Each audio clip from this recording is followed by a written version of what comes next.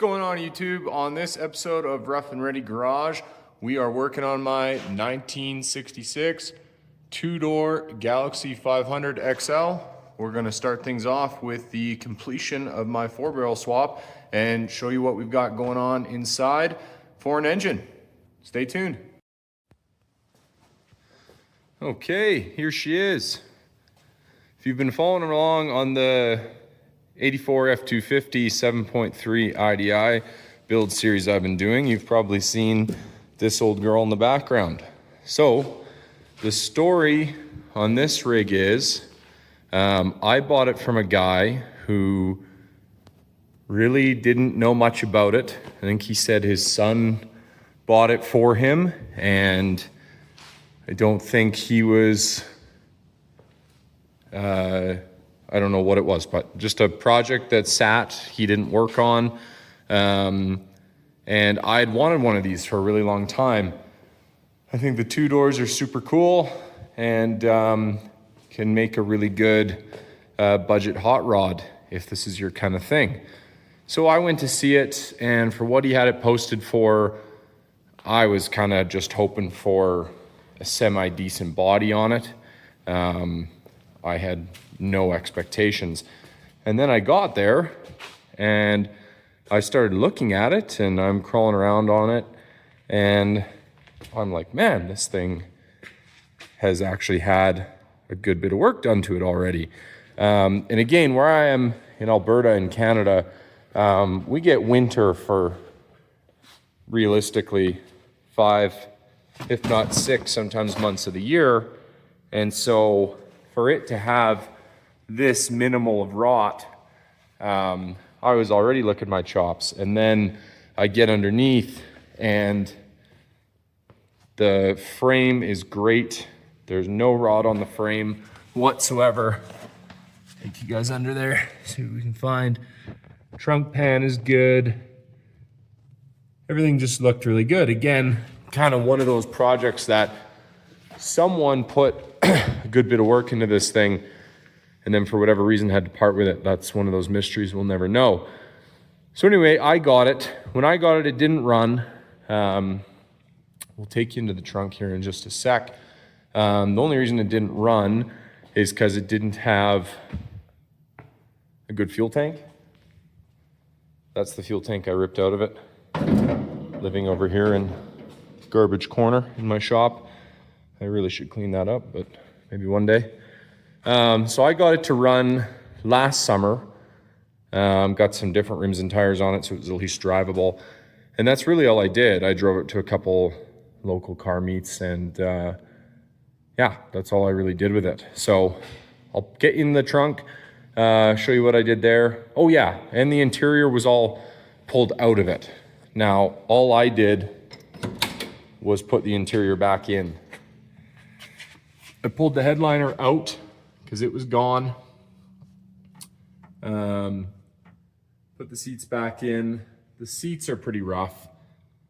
I mean, this is manageable, but it's a shame because if this portion, got a mouse that made a little house in here over the winter, I guess.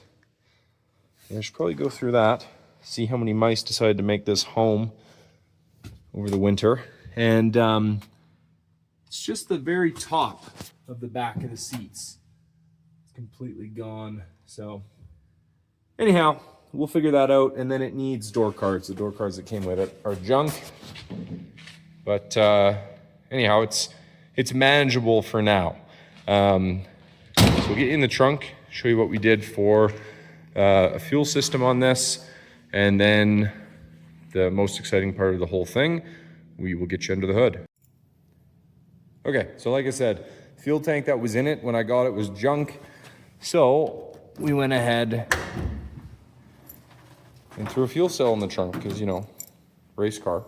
No, because this was, I think I paid $150 for this fuel cell on Amazon and knew I could just throw it in the trunk versus try and pay an arm and a leg for a repop fuel tank. So this is what we're running for now. That was super simple to hook up. Obviously just plumb some lines in back there And who knows, in my head, this thing will be somewhat gutsy one day, and maybe it will be deserving of the trunk fuel cell. So let's come around and, like I say, have a look at the most exciting part. So I'm in the midst of doing a 4-barrel swap on it, which we're about to get into. Now, when I got the vehicle, you know, again, I'm looking through the engine bay and I'm looking at the power steering pump and thinking, okay, that looks pretty new. The master cylinder looks pretty new. The rad looks new. I don't know if the alternator looks new, but doesn't look terribly old. And none of these belts look very old. So, you know, I'm already thinking, okay, this thing's, you know, someone's at least gone through it, even just giving it a, you know, a half decent refresh. Then, you know, all I could really tell, oh yeah, fuel pump. Oh, well, you can see it. Fuel pump, again, looks new. And obviously the whole engine's being painted. I've got my valve covers over there on top of the world's worst Firebird. So when I started tearing into this thing and I get underneath the valve covers, and I don't know how well this picks up on camera, but as you can see, hopefully, in my opinion anyway, you've looked under enough valve covers, you kind of know what you're looking for. This thing looks like it has almost no miles on it. Everything's very fresh. Same with underneath. This thing's a bit of a screw around to get in and out, so I'm just gonna leave that there, but everything looks quite fresh. So I'm calling this 390 at the bare minimum top end rebuild. It certainly looks the part. It runs great when it's fired up. When I was just running it off the 2-barrel, it had a new auto light 2-barrel on it, or refurbed, sorry, not new. So anyway, that's my speculation for now. I think it's pretty strong, but anyhow, it had this 2-barrel on it. We've got that pulled off. These things, if you've ever taken an intake manifold off of a 390, you know, these things weigh 1 million pounds. So, you know, even if it doesn't flow better or get more fuel with 4 barrels, just have the weight savings to get that off. Of course, it obviously is going to. But, I mean, we are replacing it with eBay's version of a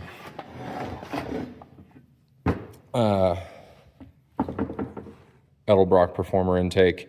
So we'll see. I've run a Summit version on my 302 for my Bronco. Been fairly happy with that, so hoping for more of the same. But yeah, figured I'd take you guys along as I get this installed and get this thing up to par as a 4-barrel.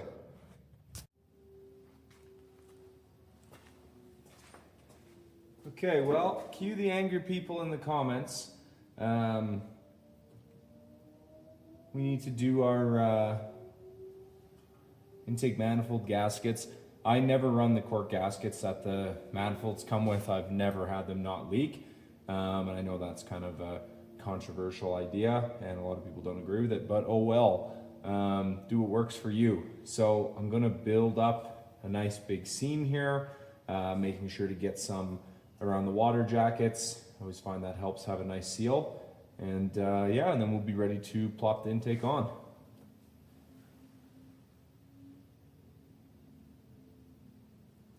And we're running Permatex Ultra Gray.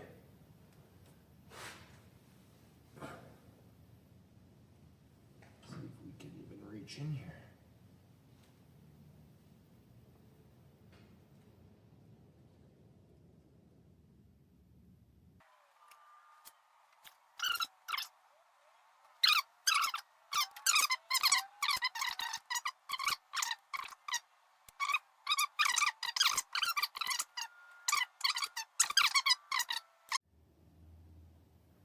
Okay, well, while we're waiting for that to set up, I'll treat you to what we're gonna have going on here for a carb. Don't get excited. It's not new. This is a marketplace special. Edelbrock 1406. I think it should work well on this. I think it needs a rebuild. I've got a kit here. I'm going to tear into the carb and see what we got. That's not bad. Everything we should need: accelerator pump, floats, gaskets, jets. Away we go. So let's crack the top off of this and we'll see what we have. All right, so I'll give you some insight on this carb. This is a classic, Facebook Marketplace special. It runs, works as advertised. I put this on my Bronco. This is the same carb I run on my Bronco. And fuel comes right out the float bolt. So I'm imagining it's just got a stuck needle and seat. But anyhow, it's always good. If you get a used carb, tear it down, see what you're working with. It doesn't look too bad. I'm just expecting to maybe see a bit of sediment or something in there. And yeah, so we'll get this all blown apart, see what we've got.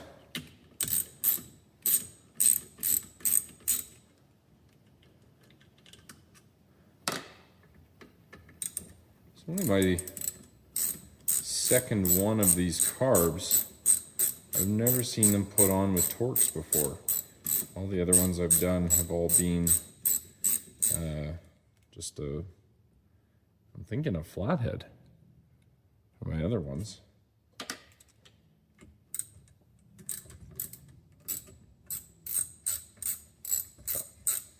This seems more correct. The other one I have, I guess, to be fair, is just an earlier model. It's a Weber brand. I know it's the same carb, but I think it's just an earlier model. It came with my 86 F350, actually, the one with the 460 that's on propane. So that was a freebie in that deal anyway. And that's the same thing. All I did is pull it apart, made sure everything was there, cleaned it up, and I haven't had any issues with that. So I know some people hate on these Edelbrocks, but I've never had any issues. That thing starts awesome in the winter.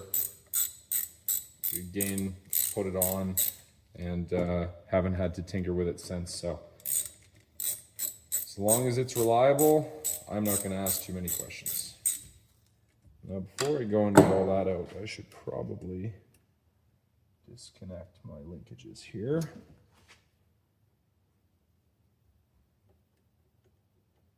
Why are these so small? Of course, I'm right on my shadow. There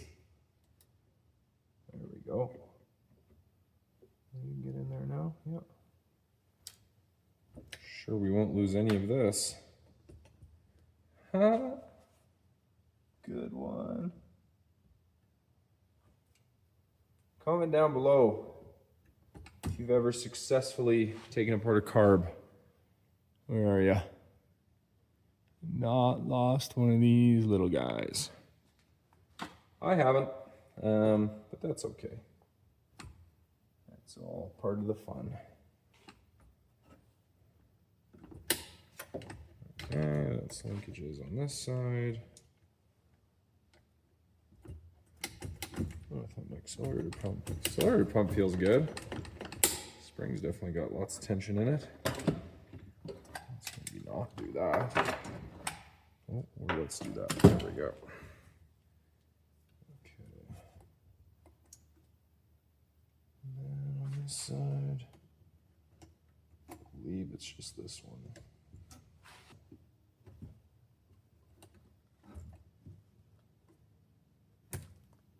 Oh, look. Oh, no. We kept it. I thought that was a goner for sure. Okay. That's all disconnected. Put a rod there for the moment. And back to business.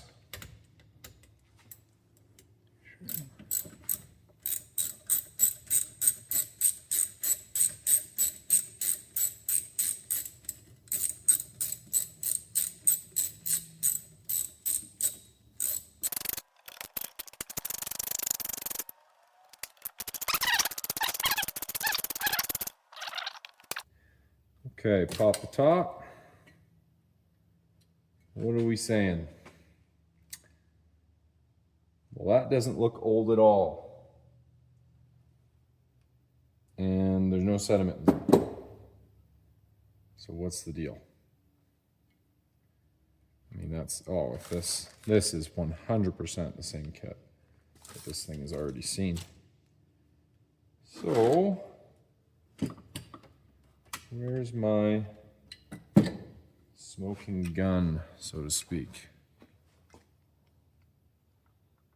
I don't know, man. That looks, you know, a little bit, but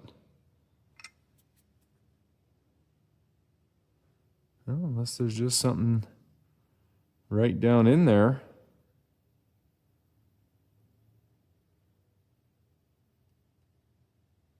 Check ball, perhaps?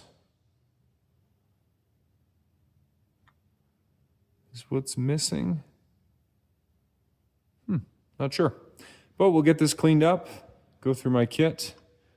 Might as well just replace everything while we're here and bring you back when we're getting it put back together. All right, well, I think we found our initial issue for why the first time I had fuel hooked up to the carb, it was just flooding. And if you see there, okay, so my needle is stuck. That's seized, stuck closed. I'm sure that's all the issue is. Again, if you come back to this side, you can see there's my needle. Float goes up, closed, comes down. Oh, and of course, oh, there we go. This one's maybe a little sticky too. So kit came with new ones. Maybe I'll throw those in just to be safe. I've got one new float on. I'm gonna bust this side apart here quick and get the new parts in there, and then should be good to go.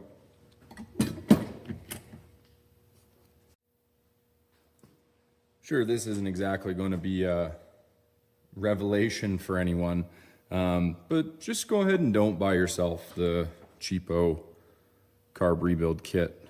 It's got the wrong gasket. Accelerator pump hole's too small for this clip. The seats were not the correct size.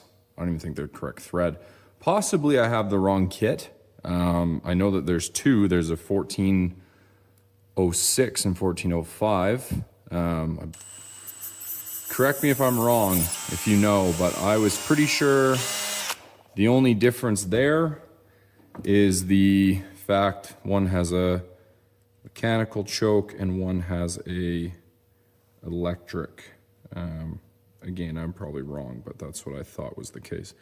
So that still doesn't fit. So anyhow, what we're having to do is we're having to hog out the hole here for that clip to go through. I'd like to at least use this. It would be nice to have a new accelerator pump in there. But yeah, again, with this carb, I probably could have just taken it apart, cleaned it up. Everything in here was still very usable. Just thought I would kind of share that with you. Figure it's worth mentioning while we're waiting for that to set up. You know, a lot of people will say, well, how do you know it's a 390? And I go, well, I guess I don't really. I haven't checked the stroke. I know that that's really the only way to tell on an FE. But I did pull the VIN code and it matches a 390. So I'm certainly inclined to think this is a 390. Maybe one day I'll check, but yeah, again, either way, 390 or even off some strange chance it was a rebuilt 360, still not complaining. I'll take a refreshed engine no matter what. But again, it seems like a lot of trouble to go to have swapped the engine to something lesser. So I'm going with that. It's a 390, and let me know down below if you want me. Can probably show that, us checking the stroke. But yeah, I'll be back with you when we're ready to drop the intake on. All right, time to slap the intake on.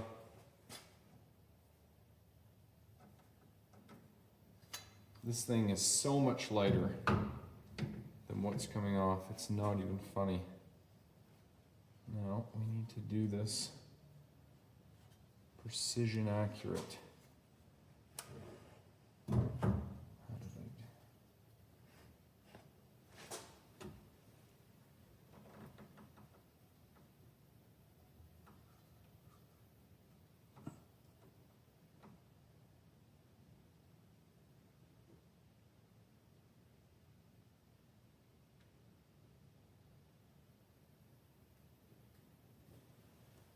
You know, I don't even think that's too bad.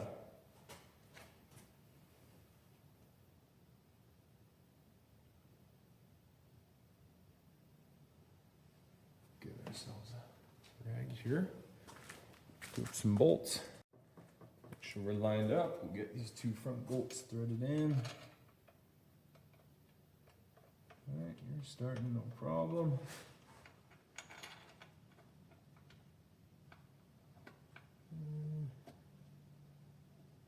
So grab the back ones.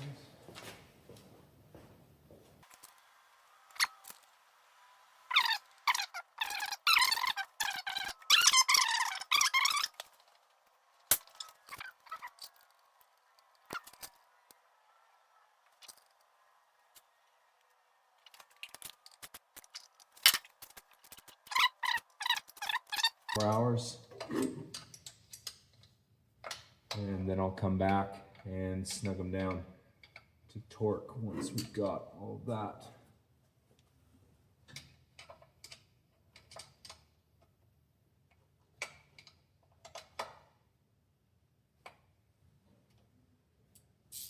But I'm sure there's someone screaming at me right now saying you're tightening these in the wrong order, and well, that may very well be true. I've always done from the inside out. Had pretty good results that way. So that's what I do. Doesn't make it right. But again, and I stand by, if it works for you, don't change it. Don't fix what isn't broken. There's enough challenges working on, well, what's a 66? 59-year-old rig. So cliche, but if it's not broken, don't fix it. Okay, getting ready to throw the thermostat back on. I've got the housing cleaned up as good as I can get it.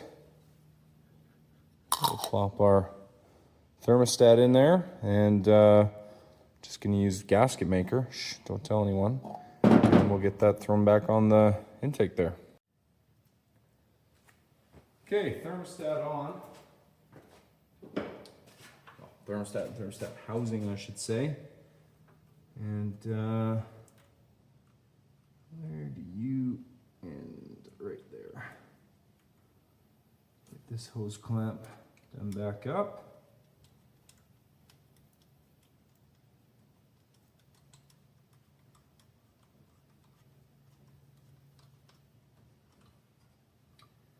You know, these are always the fun parts of the project when you actually get back to putting things back together.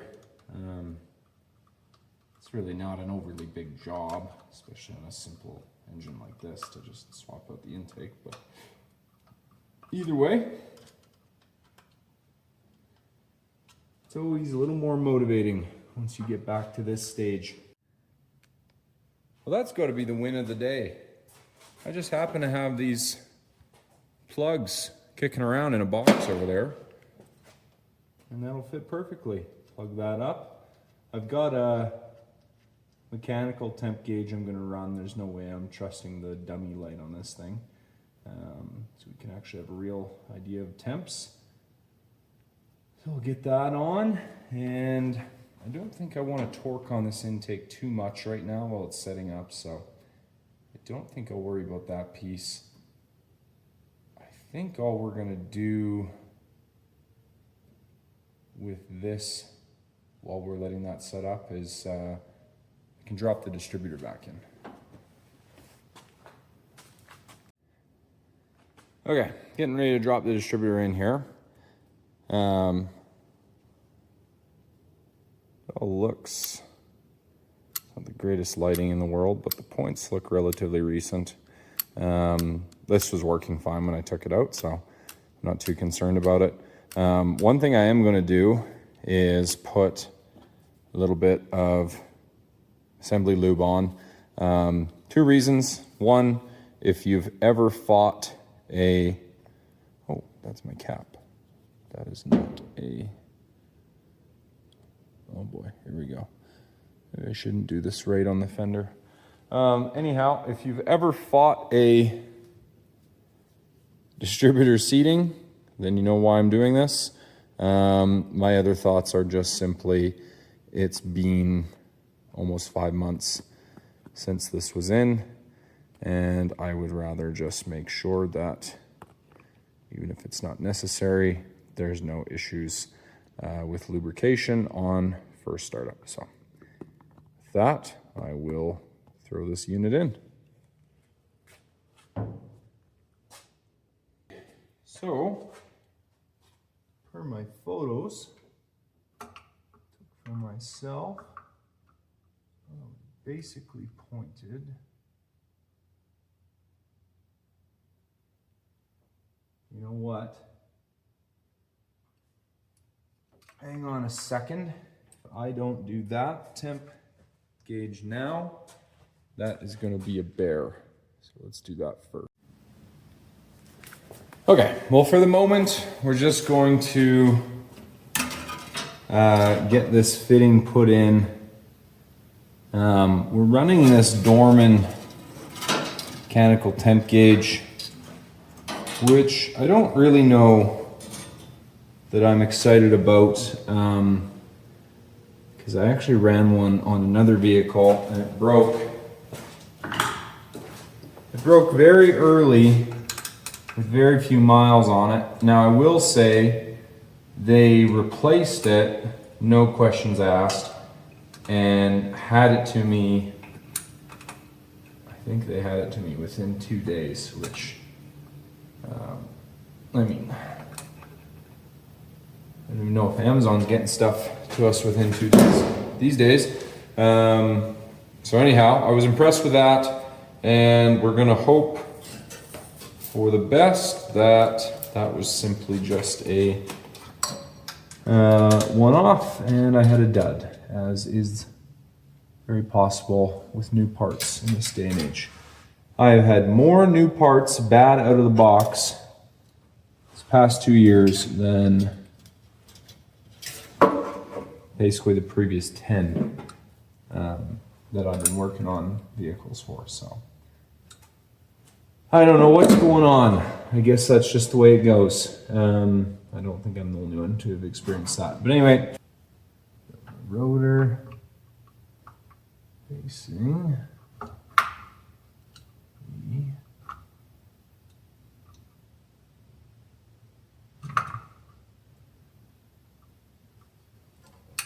what's hitting?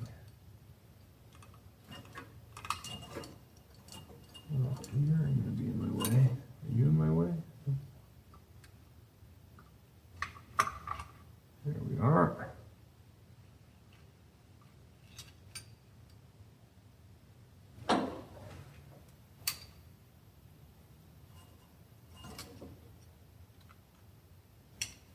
Is that in?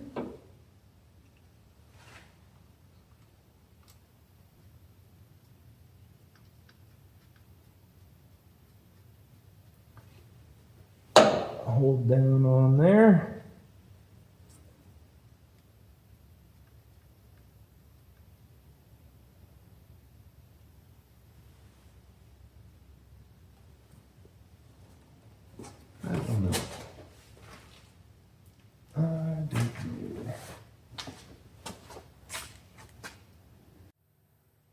All right, we're getting ready to put rockers and push rods back in. As you can probably see, the green slime there, I always throw on some assembly lube. It's probably not necessary. This engine's only been sitting a few months, but I'm always of the opinion rather safe than sorry, and it certainly doesn't hurt anything to put any on. So threw some of that in. I'm gonna go get my push rods, throw them back in, and then we'll get the rocker assembly bolt.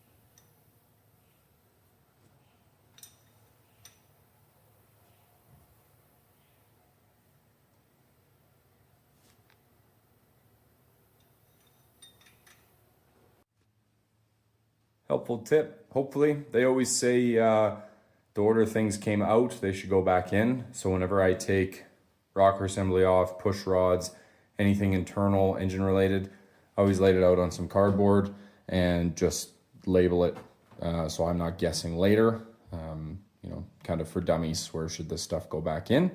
So yeah, just thought I'd show you that in case you've never done this before. Push rods laying in there, as well as our tin splash guard, I guess you would call that. Supposedly those help direct oil back to the drain holes in the top of the head. Again, probably isn't needed, but just to be on the safe side, I'm going to throw a little assembly lube on this stuff just to be sure. I'd hate to learn that it was needed and you didn't do it.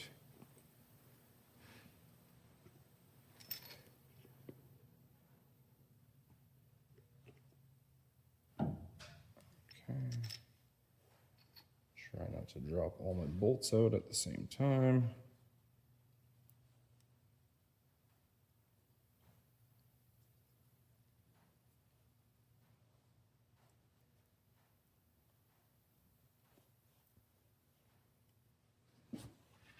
Okay, now we can drop this in here.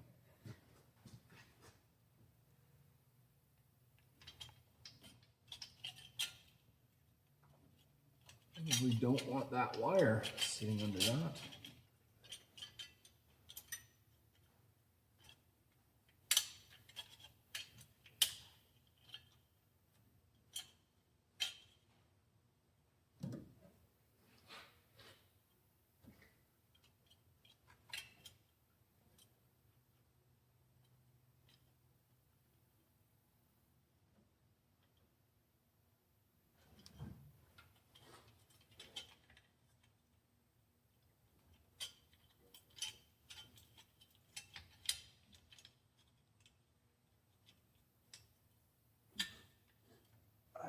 See nothing.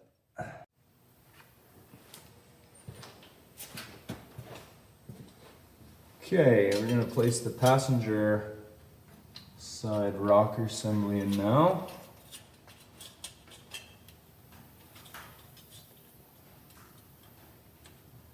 You know, they say these oil shields are important,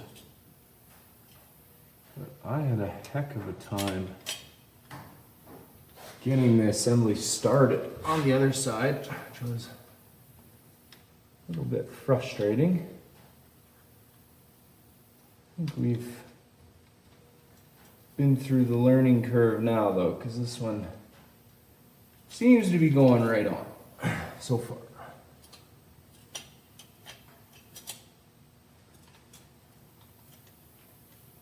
What are you? Oh, good. There's some junk in there. Oh, and some excess coolant. Yeah, we should probably wipe that out. Okay, you're all on a valve stem. You're all on one of those. Good, good, good. Good, good, good, good. Okay, I'll just do a quick review here on if I need to do any kind of preload with these. I don't think I do, but I want to make sure. So I'll do some quick research there. And then once those are done, we can slap valve covers on. Carb's ready to go. Keep plugging away.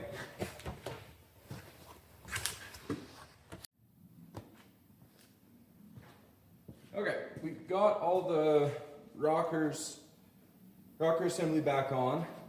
What I'm trying to do here now is simply rotate the engine over a couple of times, just checking things for being loose or not. And I want to make sure that this, I want to make sure my rotor's spinning as well. I've found in the past when I've done an aftermarket intake,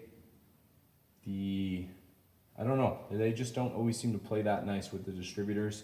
So I just want to make sure everything there is working as it should be. And then, yeah, so we'll probably just rotate it over a few times, check our rockers, and do that a handful of times. Then we can throw valve covers back on, carb and coil on, and maybe we can see about firing this thing up.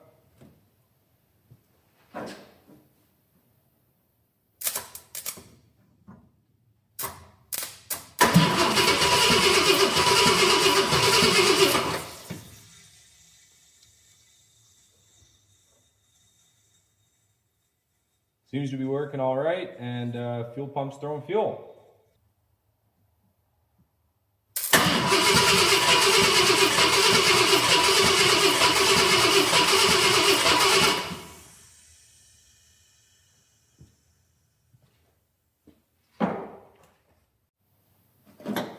All right, valve cover time. Got the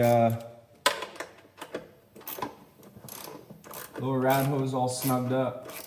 So we'll get the valve covers put on. Get my spark plugs. Spark plug wires, sorry. Spark plugs are in. Back on. Throttle cable's ready to be hooked up. I've got to get the cable, or not the cable, the coil back on. You can tell I'm new to thinking out loud, trying to talk to people at the same time. And then, yeah, I'm excited. It's almost time. Almost time.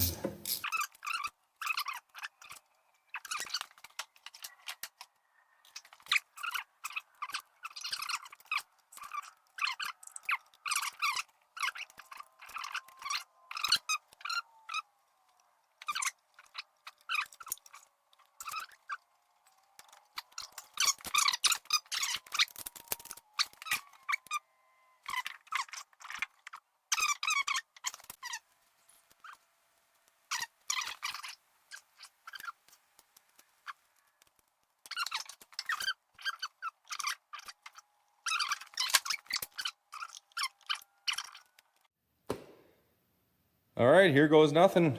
First fire. I'll leave you guys out here and go and crank it over.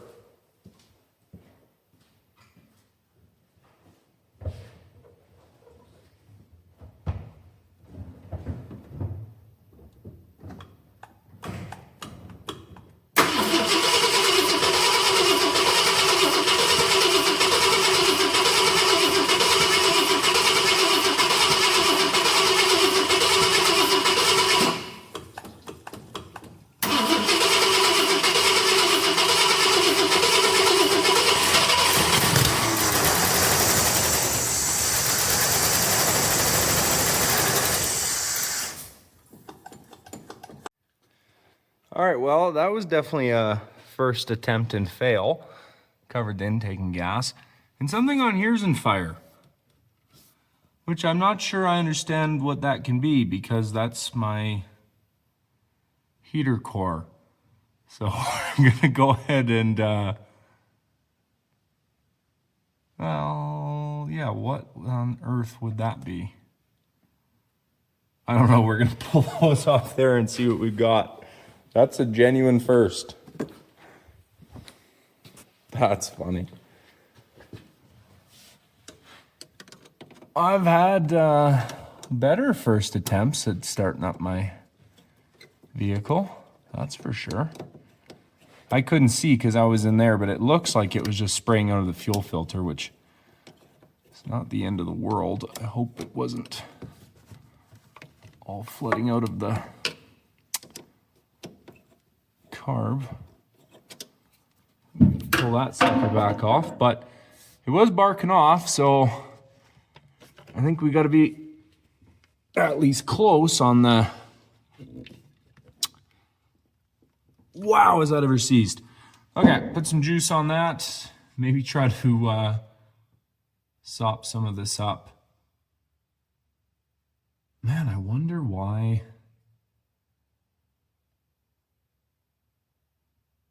that would be doing that. Okay, anyhow, I better get that off before I burn the car down. All right, so just about my least favorite thing that could have happened is happening. I'm still getting fuel overflowing out of these two vent holes. Have an eye on them. I don't know what the heck's going on. I just redid the floats and needle and seat, so I'm not really sure why that can be. I don't know. Just for fun, we'll give it a few wraps. I'm positive that's not going to have an impact, so we're more than likely pulling her back apart. But anyhow, figured I'd at least show you this as we're here.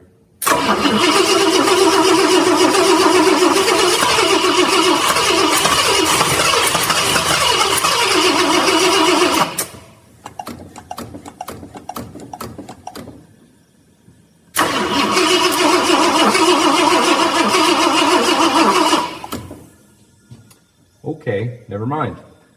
It did just kick off for me. Man, that's really gushing out of there. That's unfortunate.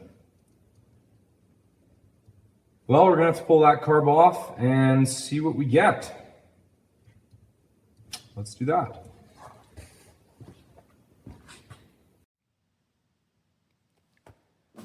Okay, take two. So we pulled the carb off, took that top plate off again. I'm probably calling this the wrong part, but the cup that the needle sits in.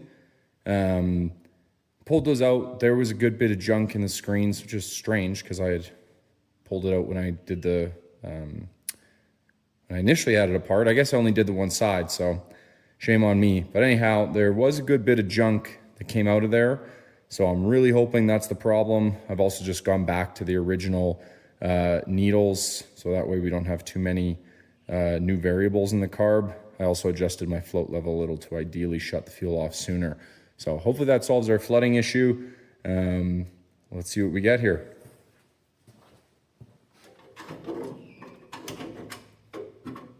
I gotta kick my key on. So here's hoping we can, of course this is empty, isn't it? I have no starter fluid and almost no brake clean. I was hopeful to at least just kind of test if we were at least running right initially here. Oh, I should probably hook my throttle spring back up. All right, let's see what we get.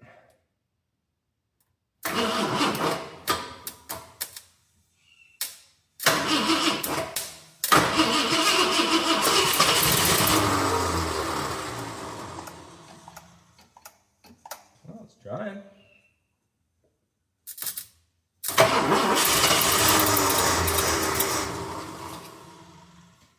Really try it now.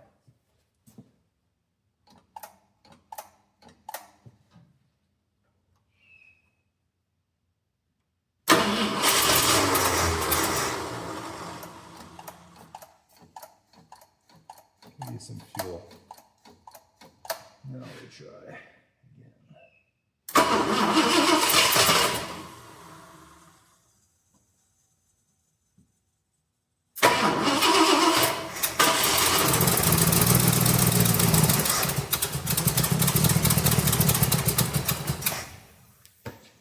So we got the same issue. All right, carb has come apart and back together for the third time. We swapped out the seats, or the needles, sorry, not the seats. Let's see what we get. We've also got a fuel pressure regulator in line now.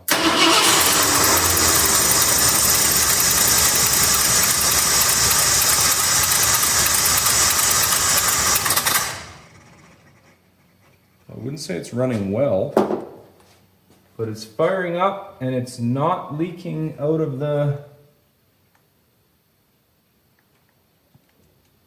chambers, air vents. I've only got it on 3.5 psi. It's got plenty of fuel. Maybe we put a little more timing in it.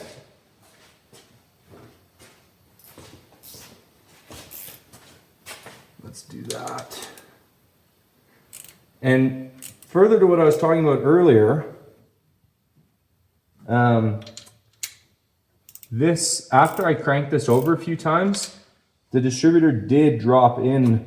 Uh-oh, that's way too much. We're here. Let's come here. No, that's slowing. I want to come here. The distributor did drop in. I was kind of talking about that. I felt like the distributor was sitting up a bit. All right, let's see if that gives me enough.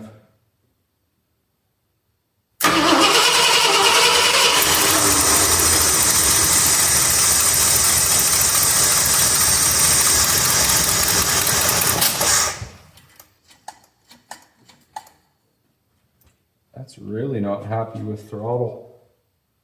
Interesting.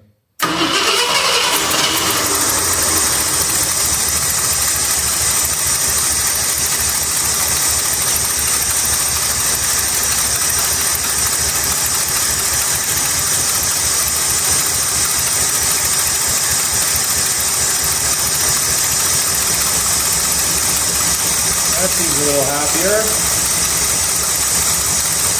Give me a bit more.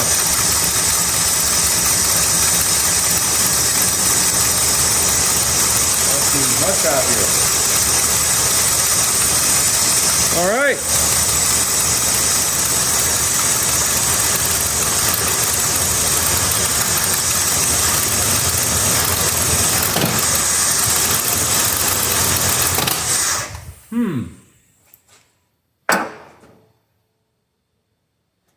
Definitely a little more tuning needed. Oh, you can see all the assembly lube burning off. Oh, that's happening quick. But anyway, proof of life, it runs. So now we've just got to tune that up and see if we can get it running a little bit better. Give it a little more fuel. Maybe it wants 5. Whew. Man, something stinks in there.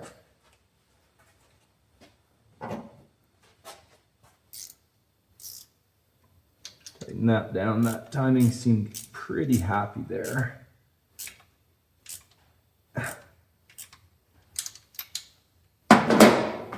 See what we get.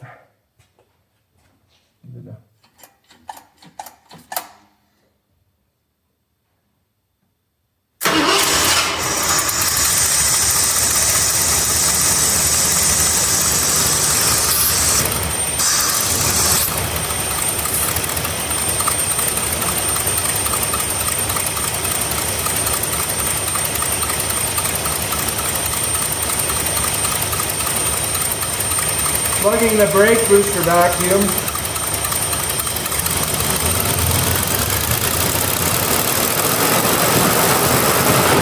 There we go.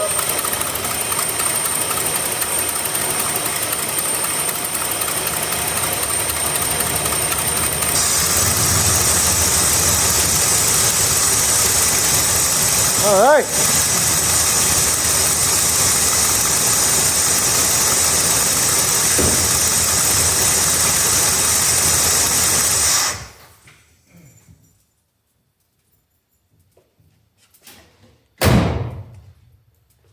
She runs. Whew.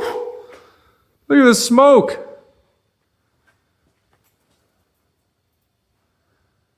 I wonder what that's from. This thing hasn't even been sitting that long. Anyhow, I'm glad we could get that carb sorted out. That was starting to drive me a little bit nuts, if I'm being honest. So, yeah, let me play around with fine-tuning this. Got to get that brake booster hooked up so that we don't have that massive vacuum leak. and see why it's smoking so much. Okay, about to drop the oil. I don't know if you can see that. You can already see I've got coolant dripping out of there, so I guess when I swapped the manifold, I had quite a bit of coolant go down the valley here, so definitely we want to drain that before we run it anymore. Kind of a shame because that oil has like, that oil's lucky if it's got 30, 40K on it. Hopefully you can still see what's happening. I'm trying to do things at once here.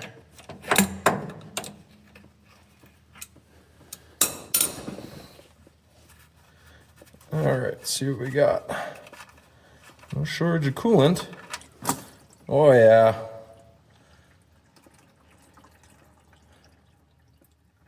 Awesome. All right, so we're getting this out and then put some fresh oil in and get back to tuning the carb. All right, we got new oil in, vacuum leak plugged on the back of the carb, coils all hooked up as it should be. Ignition doesn't seem to want to turn it over now, so I'm going to have to play with that. But of course I can just jump the solenoid. So let's see what we get now. PVC's hooked up, PCV I mean.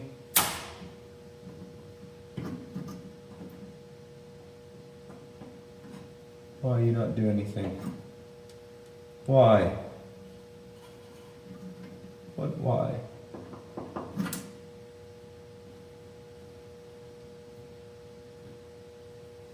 It's weird. There we go.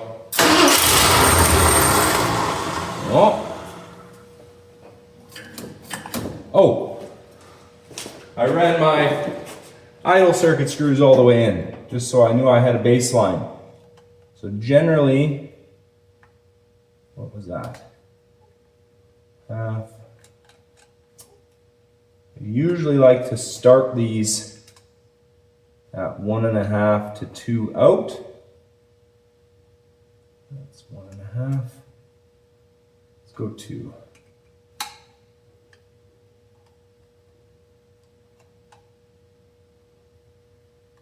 Wow, this is really making this look difficult. All right, there we go. It's not that hard, I promise.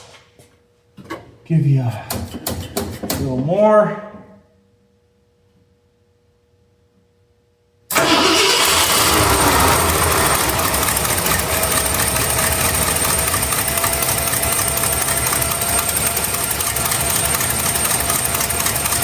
Idling.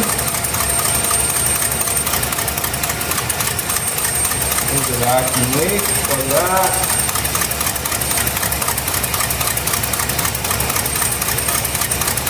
Maybe. Come on, let me sit on there.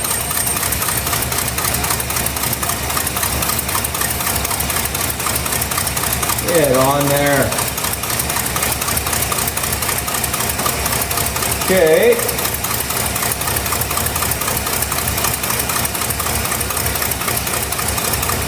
So it's definitely missing.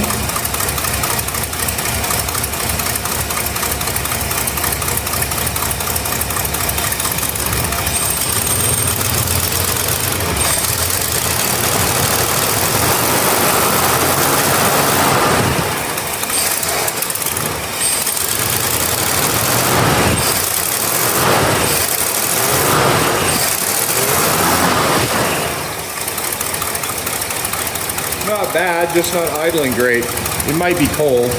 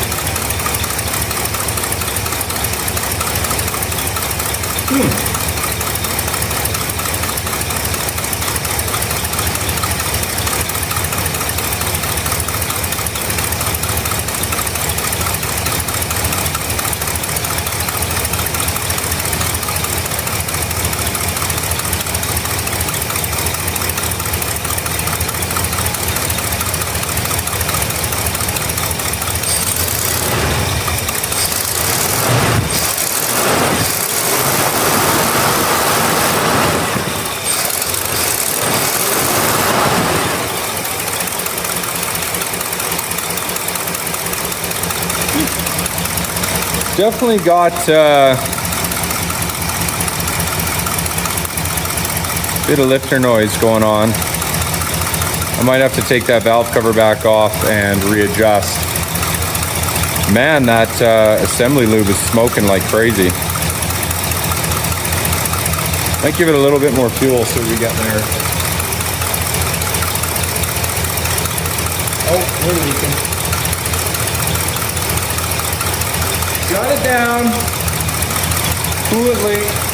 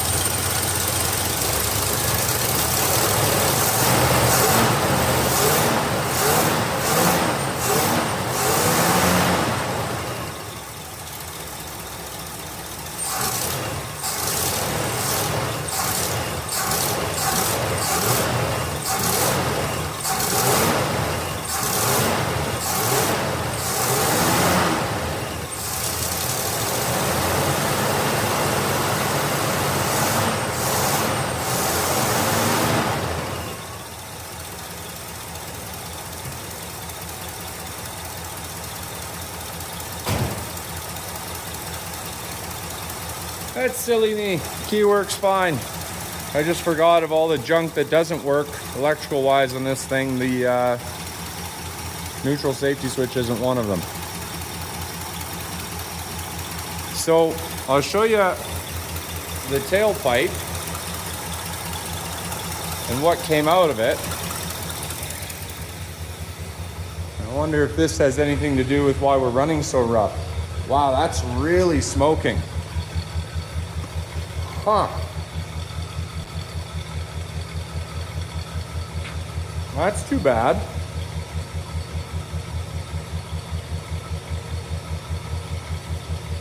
Well,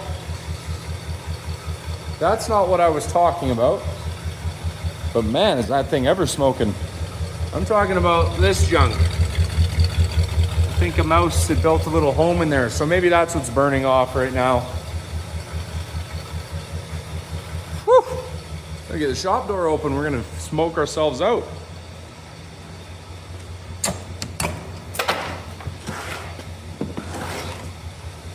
My goodness. That is crazy.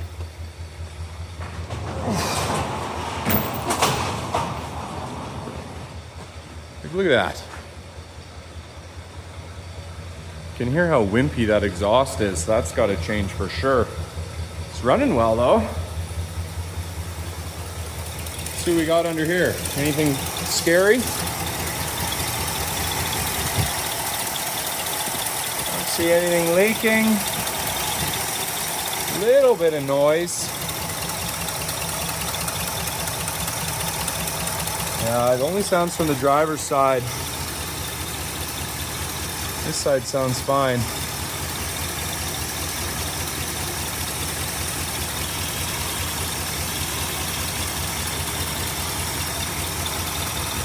Got a vacuum leak from somewhere I'm gonna have to track down. What is burning off back here?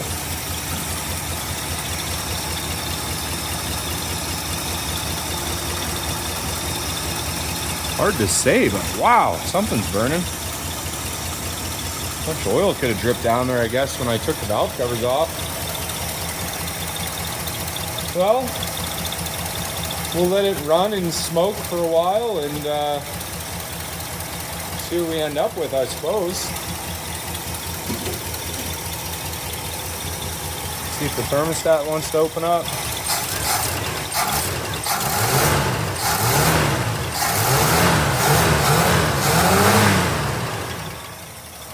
It's got pretty good throttle response. Sounds good. Yeah, I guess we'll let it idle for a while, see if it wants to. Oh my goodness, look at this. I might have to hop out here. I don't know if I want to live in this for too much longer. Yeah, I think we'll just let this smoke away for a while, see what we end up with. You know, I'm no expert, because I'm not. That doesn't seem right. We're gonna back her off the ramps here, point the tailpipe out the back and let it smoke out there, and then we're hoping for the best. But first time it's moving in it'll probably be about a year, the first time it's actually moved anywhere. We got a pretty good puddle of oil on the ground.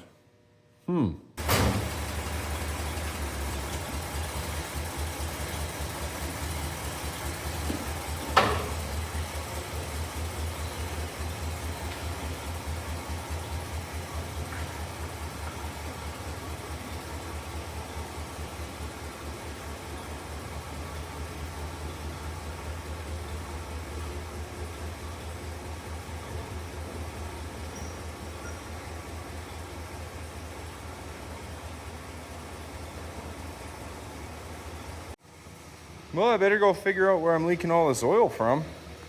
That's not ideal. You can see I'm leaving a nice little trail for myself back here too. Huh. I don't think we have any lights.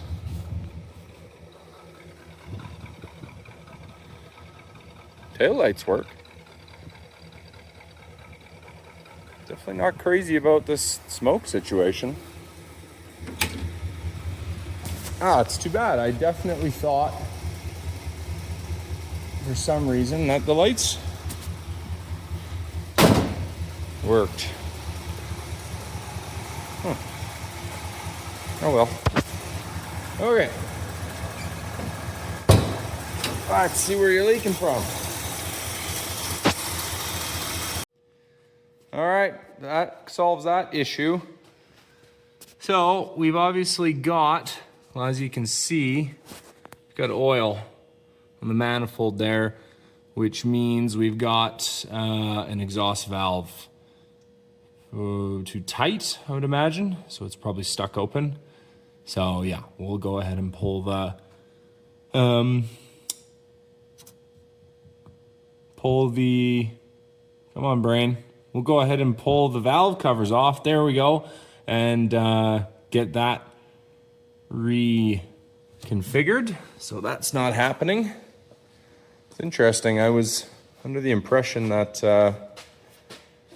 those were basically tighten them down and away you go. Dummy proof, but obviously not. So we'll get that figured out. But I don't know. Runs good. Starts good. Needs a little tinkering. I'm sure that exhaust valve issue is contributing to the rough idle. I would imagine once we get that dialed in, that goes away. Wasn't overheating. Temp looked good. Let's see what we got. We are just about 200, which is probably fine. System is definitely not full of coolant. It needs a little bit more. So that should solve that issue. I just put used oil in for now because I wanted to flush. I was expecting there to be residual coolant and condensation and whatnot in the block. So I just wanted to flush it with old oil. But that looks pretty good. Yeah, next task, I guess we'll get those valve covers popped off and get that figured out. Oh, I didn't touch on it, and maybe you already know, maybe you don't. That's why it was smoking so bad. I've got straight oil going into the exhaust. So yeah, that solves that problem. Go me. All right, figure while we wait for the old girl to cool off, I'd walk you around it. Whole video so far, it's been up here on the ramps. You couldn't really take it in. There she is in all of her glory. I know some people either really like these or really don't like them. I'm partial to the generation before as well, but I don't know. I just think that this era, this front end, started to have a little bit more of a muscle car vibe. And Ford used it as their NASCAR platform, so how bad can it be? So it's in pretty good shape rust-wise. Someone's definitely been into the front end, the doors, and then looks like they're about to get to the quarters and rear wheel wells. But again, where I am here in Alberta, in Canada, for a 66 that definitely sat outside, it's not like this thing's been babied, to only have a few rust holes in the fenders, not fenders, sorry, rear wheel wells here. A little bit on the lower rocker there. A little bit of surface up top. That's nothing I'm going to complain about. Everything back here looks pretty solid. The only rust really is the little bit on the rear here. This side's a little worse than the other, but very manageable. Definitely something I can live with and something I can work with.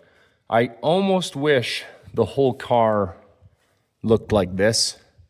Kind of like I mentioned before, I really am a fan of patina. I hate having paint I have to care about. Not that I would care about this paint, but just in general. Look at the body line. It's just hard to find something like that these days. Oh, look at that. We got oil on the ground coming out of the exhaust. Good for me. That's definitely a first. But yeah, so anyway, just thought I'd walk you around it, give you a good look. All in all, pretty good platform. Definitely needs new rims and tires. I just threw stuff on that I had around last summer so I could take it for a test drive. Okay, well, unfortunately, this is where we're at. Took the valve covers off, adjusted my rockers. Doesn't seem to have fixed anything. Problem seems just as bad. I don't know. Tried running it without the valve covers on, and oil was just dumping out. So I don't know what to think. Possibly this intake isn't functioning properly. It's kind of what I'm thinking. So we're gonna leave this one here for now, and we'll give you guys an update when hopefully it's not doing that anymore. Thanks for watching, and stay tuned.